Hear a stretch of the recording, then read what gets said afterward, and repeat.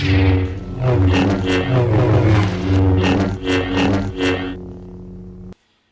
and welcome back to Indie Rebel VFX, Hollywood effects without a Hollywood budget. I am El Director, also known as Chris Temple, and for those of you that are wondering, this is my ugly mug that you see right here on the screen. So in honor of the new Star Wars movie, Star Wars The Last Jedi, which comes out here very soon, I thought I would show you how to do lightsabers inside of Natron. Now, most of you already know, but Natron is a free and open source node-based compositor, and it works very similar to Nuke, which is the industry standard. So when you learn how to do stuff like that here inside of Natron, you now know how to do it in Nuke as well, and you could pretty much get a job at, VFX houses and stuff like that. So let's go ahead and get started. You will notice I've already done some preliminary work as far as just dealing with the key. So what I did is I ran it through pick color and tweaking my settings. If you're wondering, this is kind of what I set up for that, and that got me a nice, good, solid looking key. And if we view the alpha channel, we can see that that is looking perfect. I then ran that into the pick keyer node, and that got me this effect. Not bad, looks very clean, got a little bit of spill around the edges, but we'll fix that momentarily. I also went ahead and then took this output, this alpha channel, ran that into a shuffle node, and if we view this here, I set the RG and B to display the alpha channel, so that gets me a black and white matte. Using that, I can then drive an edge blur, and let's see if I can show you here a little bit. If I turn the blur on and off, so there's on and there's off, you can see just what a little bit of a difference that makes there. And that's just going to kind of help blend me into the background a little bit more. And then we have a despill, which takes out all that green. And then I put it on top of a Star Wars-y background that I got off the internet. So that ends up looking like that. Alright, so we've got this out of the way.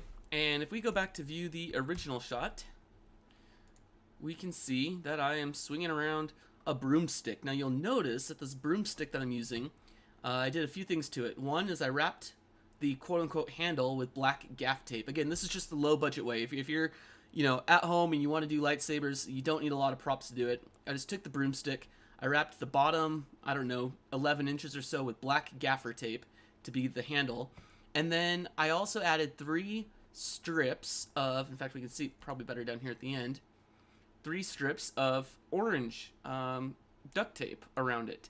And what that allows me to do is that when the blade is in motion and it's running through the air, it actually leaves these, here we go, this is a great frame, it leaves these streaks across the frame like that. So I know here's the base, here's the center, and then this other orange is the tip. This was just a sticker that was on the broomstick handle, so we don't need to worry about that.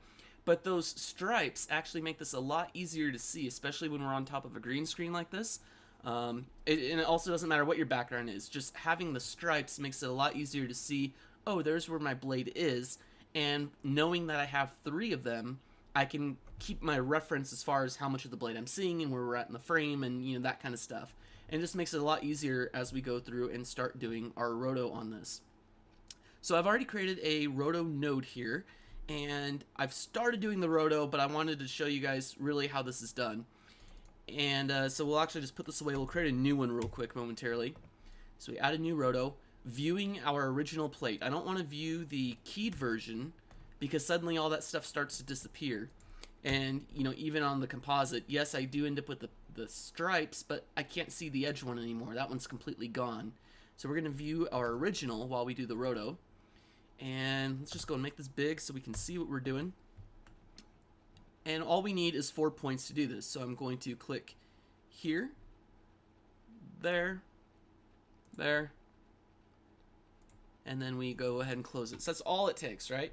And then we can go through and start going frame by frame, especially when it's in motion like this. So I'm going to go backwards the frame. And you can see now it's all jumped down to here. So we just come through and we adjust our points like this. One at a time. There we go. And we'll put that one down there. And then that one right there. So again, we're just trying to frame up where this goes. We'll go back another frame. Go pull this up. And we just continue on with the process like this. So I'm going to go ahead and actually finish the roto here, and then we'll be right back. This roto, by the way, is probably the longest part of the process.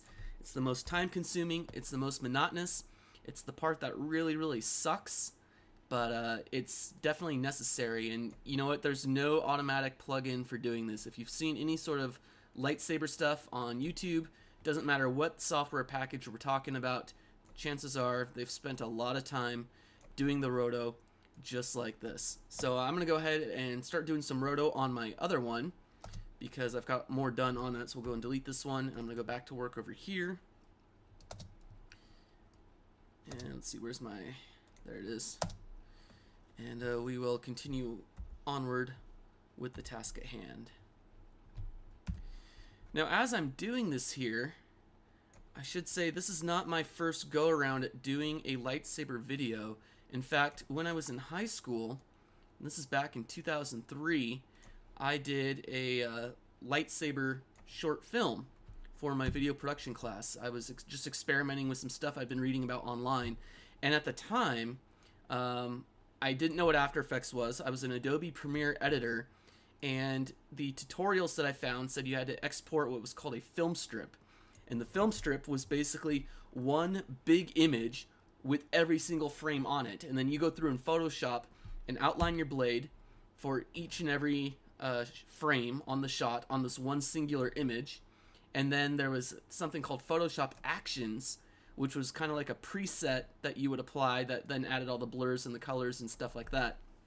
And it was extremely time consuming, very clunky and cumbersome, definitely not as smooth as what we're able to do now, did not look as good as what we can do now.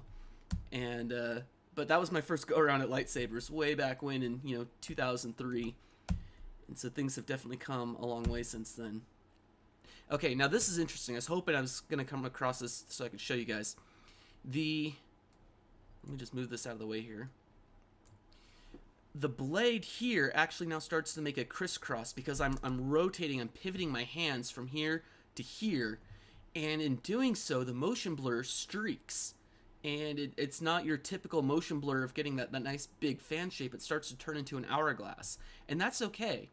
All we need to do is just get the shape. Now some people would say, okay, so we're gonna have to add more points and trace down to here and then back out to here, and I say no. I'm just gonna come in here and I set up the hilt like that, and then rather than trying to put this piece out here or then down here and creating another one, I'm gonna drag this one over to here, and then we'll take this one over to there, and then we'll just kind of bring them out a little bit more like that. And we want to make sure that we've got everything covered. Now I do have that bit right there that I'm losing, so I might just go ahead and accentuate that a little bit more like this. And same with this one here. Go ahead and bring that one down a bit more. So we'll make the blade, it's going to be bigger, but we get that X shape going through it. Alright, so I think you guys kind of get the idea now as far as what we're doing and how this all works. So I'm going to go ahead and pause the recording, finish my roto, and then I will bring you guys back online and we'll show you how easy it is to do the lasers. I mean, a lightsaber effect really is probably one of the easiest effects you can do with any sort of compositing software. And this is just the longest and most tiresome part. So I'm going to pause and we will be right back. While I'm sitting here doing this and I'm looking close at the handle and I realize, oh, I've got gaff tape and duct tape and such. Here's a Star Wars joke for you guys. How is duct tape like the Force? How is duct tape like the Force? You've probably already heard this one, but it has a light side, a dark side, it binds the universe together, and if not handled properly, it becomes a sticky mess. Brought to you by Dumb Jokes of the Day. So it's kind of funny. I know we've got the Last Jedi coming out here soon in theaters, but I have to admit I was not a big fan of The Force Awakens. Now, I loved Star Wars growing up. I even liked the prequels, don't kill me for that, but I do. I thought the prequels were great, and as a filmmaker I really enjoyed them too because they helped push the industry towards digital, especially with Attack of the Clones being the first feature film to be shot completely digitally. So that's kind of cool. But I did not like The Force Awakens. I thought it was boring. I thought it was a rehashing. And I really think Disney made a bad choice by getting rid of all of the expanded universe stories and the storylines that had already been established with the novels and such that came after the movies. I think there was a lot of potential there for doing some cool stuff, and Disney dropped the ball. So I'm curious to see what they do with The Last Jedi. Now, all that said, I would say one of my favorite Star Wars movies of all time is actually Rogue One. And the ironic thing about that is that there's no lightsabers in that movie. But I thought it was really, really well done. And to me, it felt more like Star Wars than The Force Awakens did. I think Gareth Edwards, the director, did a fantastic job. By the way, he's probably my favorite director of all time. Go read up on him if you're curious, but I love his story, how he started as a VFX artist and then went down and started doing some television shows like Attila the Hun, and then doing the VFX himself on them to save money.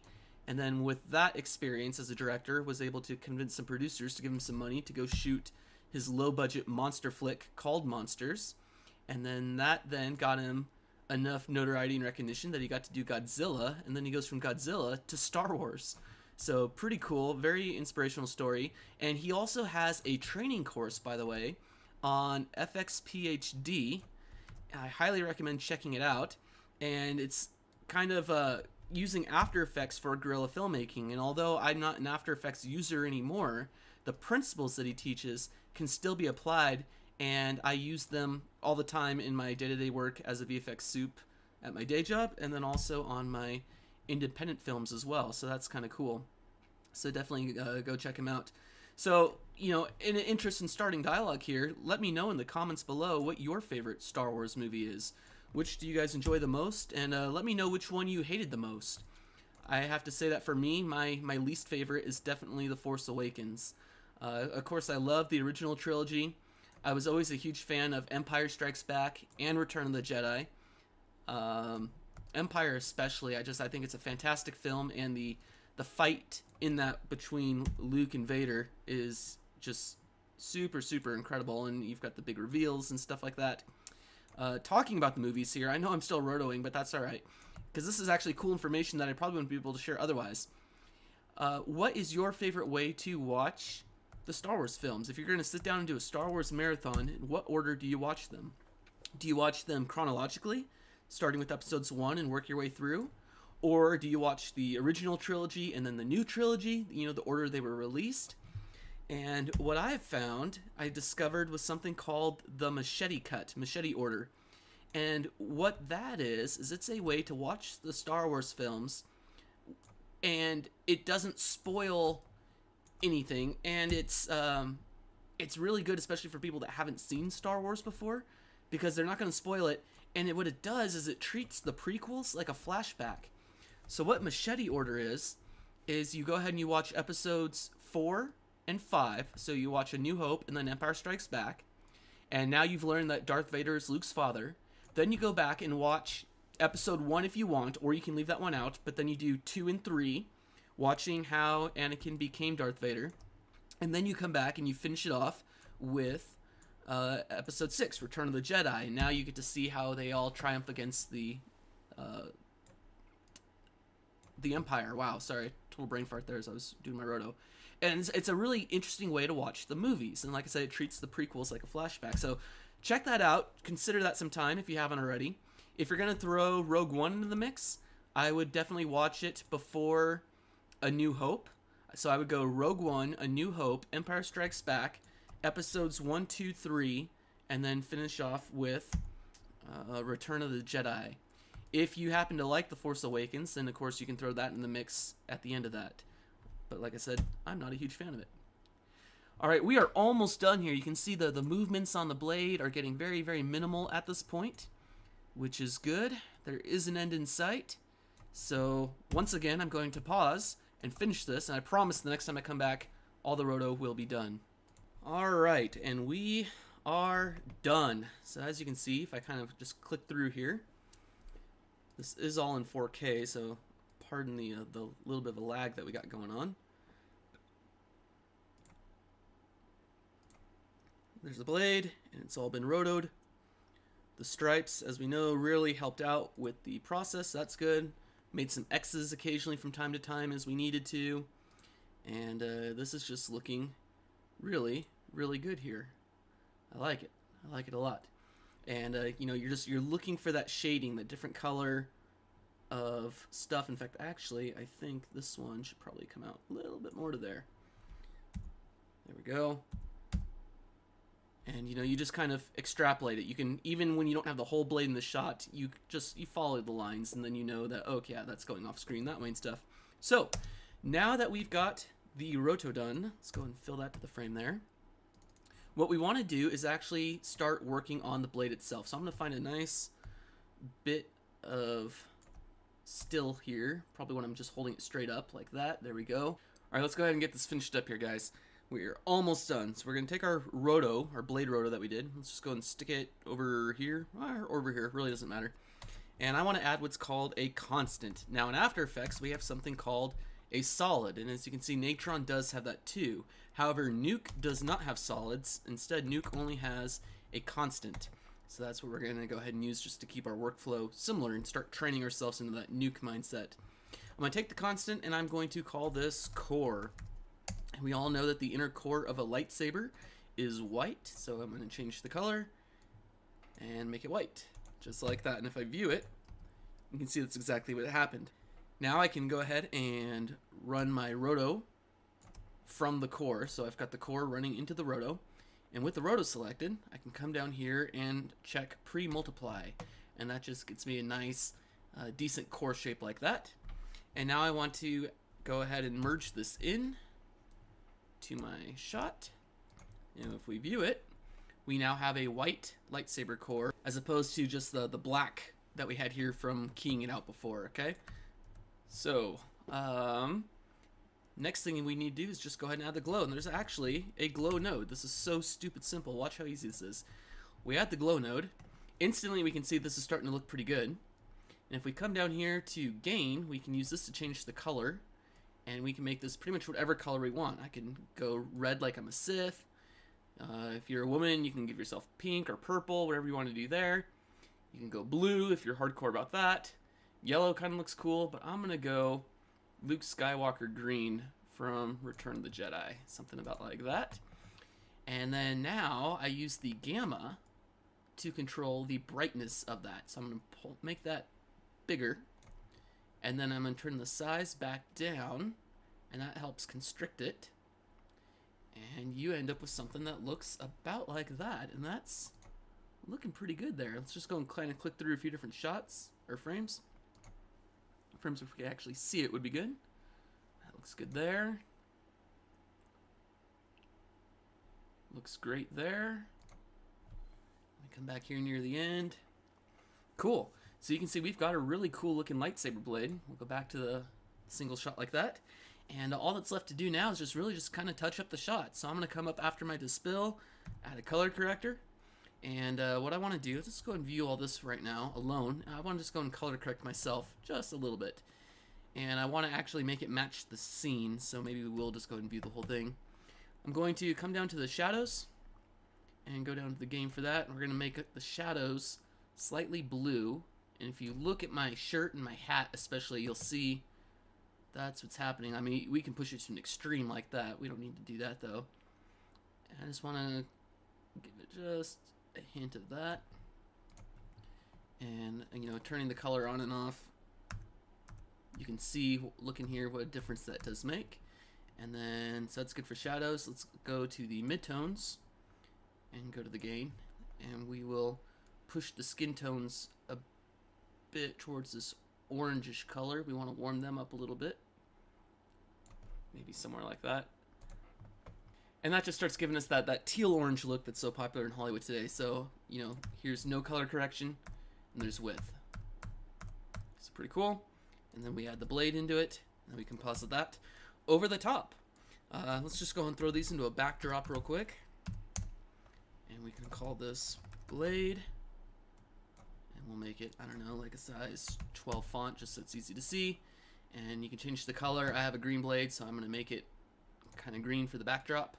And again, you can come through at any given time and just come to the glow, drop down here, and you can now change your blade color to whatever you want it to be, whatever your heart desire is.